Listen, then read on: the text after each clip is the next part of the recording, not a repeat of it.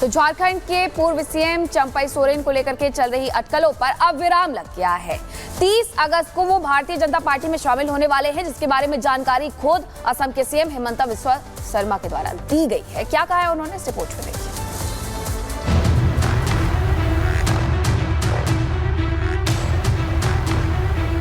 उठापटक के झंझावातों से जूझ रही झारखंड की राजनीति में अब फिलहाल ठहराव की आस जगी है। चंपई सोरेन को लेकर जो पिक्चर अभी तक साफ नहीं थी, उसकी रिलीज डेट भी अब सामने आ चुकी है। अब चंपई 30 अगस्त को बीजेपी का दामन थामने के लिए एकदम तैयार हैं। जी हां, अटकलों के बाजार का गर्म होना, चंपई का दिल्ली आना और झारखंड की सियासत में अस्थिरता का दौर, लेकिन अब इस दौर में कुछ ठहराव आया है।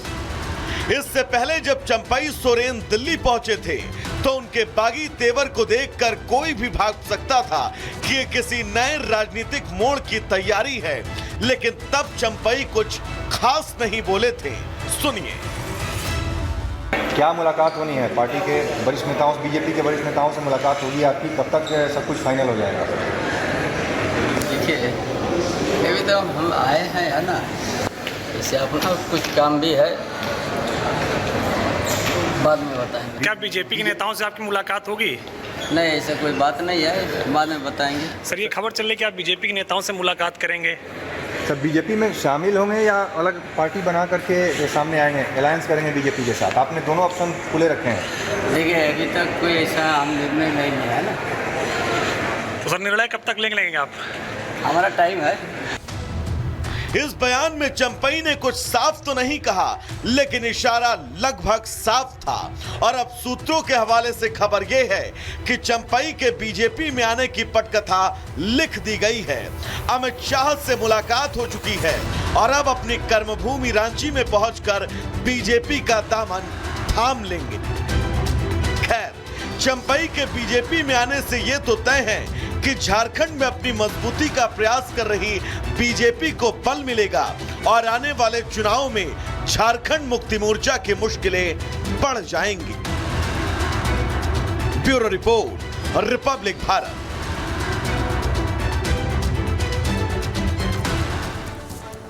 जेएनयू में लगातार घमासान चल रहा था कि जातिगत जनगणना करवाई जाए और 15 दिनों से स्टूडेंट्स बैठे हुए थे प्रदर्शन करने के लिए, भूख हड़ताल पर अपनी मांगों को लेकर के। बिल्कुल, देखिए 11 तारीख से ये विरोध प्रदर्शन कर रहे थे, मांग कर रहे थे जाति जनगणना करवाने के लिए, लेकिन अब प्रशासन ने उनकी मांगों को मान लिया है। क्या क्या मांगे थी छात्रों की, वो आपको एक बार रिपोर्ट के जरिए बताते हैं।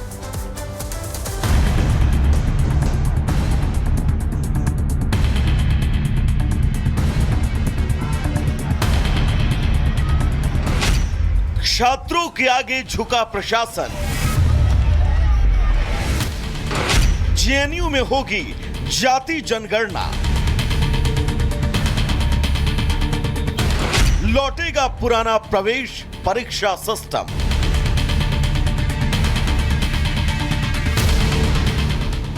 जेएनयू यानी जवाहरलाल नेहरू विश्वविद्यालय, प्रशासन और उनके छात्र संघ के बीच चल रहा गतिरोध जल्द खत्म हो सकता है। 15 दिन से चल रही छात्र संघ की भूख हड़ताल के बाद दोनों पक्ष कई मांगों पर सहमत नजर आए।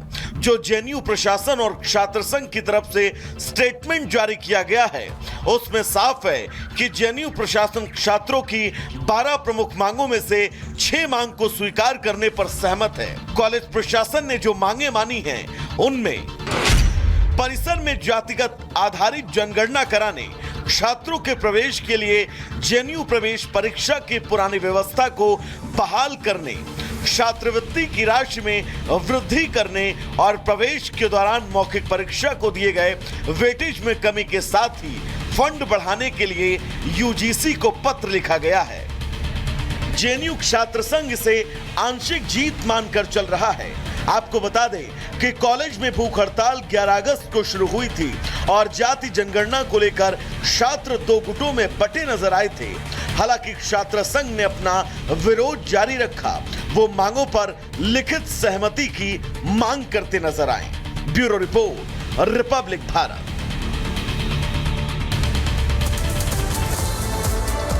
12 मांगे थी जिसमें से 6 मान ली गई हैं। तो अब ऐसे में क्या समझा जाए कि जेएनयू छात्रों के आगे झुक गया है। जेएनयू के छात्रों ने 11 अगस्त को अपनी हड़ताल शुरू की थी, यानी कि लगभग 15 दिन हो गए थे इस हड़ताल को करते हुए। भूख हड़ताल पर बैठे हुए थे छात्र अपनी 12 मांगों को लेकर के भूख हड़ताल की जा रही थी और अब उसमें से प्रशासन की तरफ से 6 मांगों को मान लिया गया है। हड़ताल के दौरान छात्र अध्यक्ष की तबीयत भी बिगड़ गई थी और उसके बाद ये सब कुछ हुआ। यानी कि सवाल वही आकर के खड़ा हो जाता है कि जेएनयू प्रशासन एक बार फिर से छात्रों के आगे झुक गया है। हड़ताल के दौरान छात्र अध्यक्ष की तबीयत बिगड़ी, जिसके बाद इस बात पर सहमति बन गई कि 12 नहीं 6 मांगे जो है छात्रवृत्ति समेत उन मांगों को हम मानने के लिए तैयार है।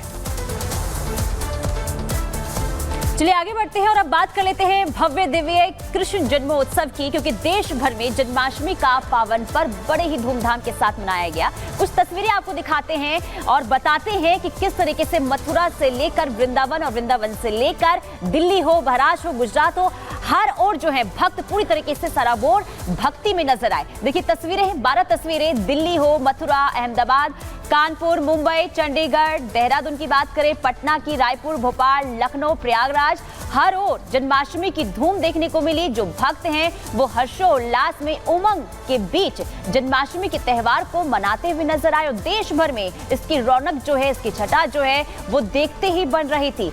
हर मंदिर में रंग बिरंगी लाइटें जो है वो लगी हुई थी और भगवान श्री कृष्ण की जो मूर्तियां हैं उसे भी बेहद खूबसूरती के साथ सजाया गया था, तैयार किया गया था। और इससे जुड़ी आपको पूरी रिपोर्ट दिखाते हैं किस तरीके से धूमधाम से जन्माष्टमी का त्योहार मनाया गया।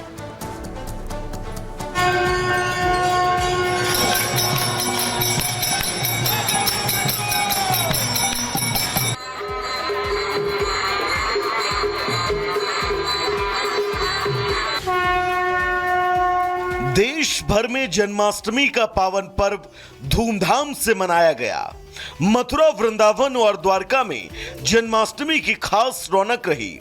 हर शहर में, हर कस्बे में जहां जहां मंदिर हैं, वहां भगवान कृष्ण के भक्तों की भारी भीड़ उमड़ी। यूपी सीएम योगी आदित्यनाथ ने मथुरा में श्री कृष्ण जन्मस्थान के दर्शन किए। वृंदावन के बांके बिहारी मंदिर में ठाकुर जी की पूजा अर्चना की। जन्माष्टमी की सबसे ज्यादा रौनक भगवान श्री कृष्ण की नगरी मथुरा में नजर आई। मथुरा में देश भर से लाखों श्रद्धालु कन्हैया के दर्शन के लिए उमड़े। कृष्ण जन्मभूमि पर कन्हैया के दर्शन के लिए लोगों का तांता लगा रहा। प्रेम से घोड़ा पाल की जय कन्हैया लाल की, हाथी घोड़ा पाल की जय कन्हैया लाल की। कैसा लग रहा है दर्शन करके राधे? बहुत अच्छा लग रहा है जी। जन्माष्टमी के हरियाणा पुलिस से पता चल गया। योगी मोदी जिंदाबाद। जयकारा। हाथी घोड़ा पाल की जय कन्हैया लाल की, हाथी घोड़ा पाल की जय कन्हैया लाल की। कैसा लगा यहाँ पे? बिहार से बहुत अच्छा लगा। हम हर साल जन्म सार्थक हो गया, जीवन सफल हो गया। जीवन सफल हो गया, जन्म भी सार्थक हो गया। जो जन्म लिए इस भारत भूमि पर जन्म सार्थक हो गया। कृष्ण गोविंद हरे मुरारी, हे नाथ नारायण वासुदेव। दादा रानी की, सभी देवताओं की, मेरे कान्हा की। मथुरा पहुंचे श्रद्धालु तो भक्ति के रंग में इतने रंग गए कि उन्हें कान्हा के अलावा कुछ भी नहीं दिखाई दिया। कान्हा की भक्ति में लीन नजर आए। हाथी घोड़ा पाल की, लाला की सुन के में आई, यशोदा मैया दे दो बधाई। लहंगा भी लूंगी मैं, चुनरी भी लूंगी, लहंगा भी लूंगी मैं, चुनरी भी लूंगी। चोली की दे दो सिलाई, यशोदा मैया दे दो बधाई। लाला की सुन के में आई, यशोदा मैया दे दो बधाई। पायल भी लूंगी मैं, बिछुआ भी लूंगी, पायल भी लूंगी मैं, बिछुआ भी लूंगी। कंगना की दे दो बनाई, यशोदा मैया दे दो बधाई। लाला की सुन के में आई, यशोदा मैया दे दो बधाई। नंद लाला की जय। कान्हा की नगरी पहुंचने वाले श्रद्धालुओं की खुशी का तो क्या ही कहना। आप कान्हा के भक्तों की जुबानी खुद सुनिए। धन्य हो गई, कान्हा के दर्शन करके मैं धन्य हो गई। बोल सनातन धर्म की।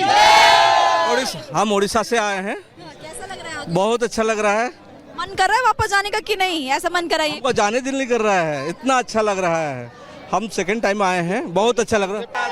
बहुत अच्छा लग रहा है यहाँ पे आके। इच्छा नहीं होती क्या वापस? दर्शन कर लिए कान्हा जी के? हाँ कर लिए। राधे राधे। हर तरफ कान्हा की धूम है। कान्हा के दर्शन के लिए देश भर से लाखों श्रद्धालु पहुंचे और यहाँ की तारीफ करते हुए कुछ महिलाओं ने योगी और मोदी की भी तारीफ की। महिलाओं ने कहा कि योगी और मोदी राज में ही दर्शन मिले हैं, अखिलेश राज में तो मंदिरों का बुरा हाल था। योगी जी के राज में सब कुछ अच्छा है। बहुत अच्छा। ये योगी जी का राज है और ऐसा ही राज होना चाहिए। लगता है कि हम सनातनी हैं। हम तो चाहते हैं कि सदा यही बना रहे योगी बाबा की जय। बोले योगी बाबा की जय। राधे राधे राधे। जो राम को लाए हैं हम उनको लेके आएंगे। जन्माष्टमी के मौके पर कृषि मंत्री शिवराज सिंह चौहान भोपाल में जनता के बीच नजर आए। इस दौरान कृषि मंत्री ने कृष्ण भजन गाकर समा बांध दिया।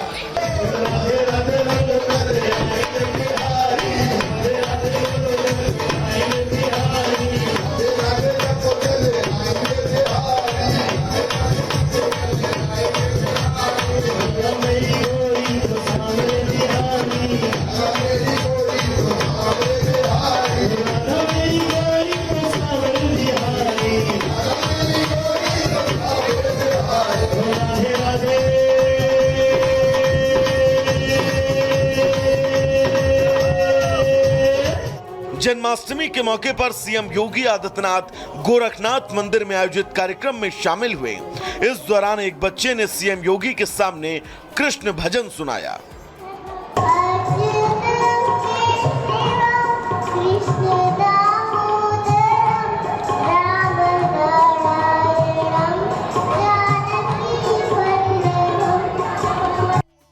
जन्माष्टमी के मौके पर मंदिरों को रंगीन झालरों से सजाया गया था। श्रद्धालुओं ने दिन भर उपवास रखने के बाद कन्हैया की आराधना की और उनके जन्म के बाद उपवास खोले। मंदिरों में देर रात तक पूजा अर्चना की गई। ब्यूरो रिपोर्ट और रिपब्लिक भारत।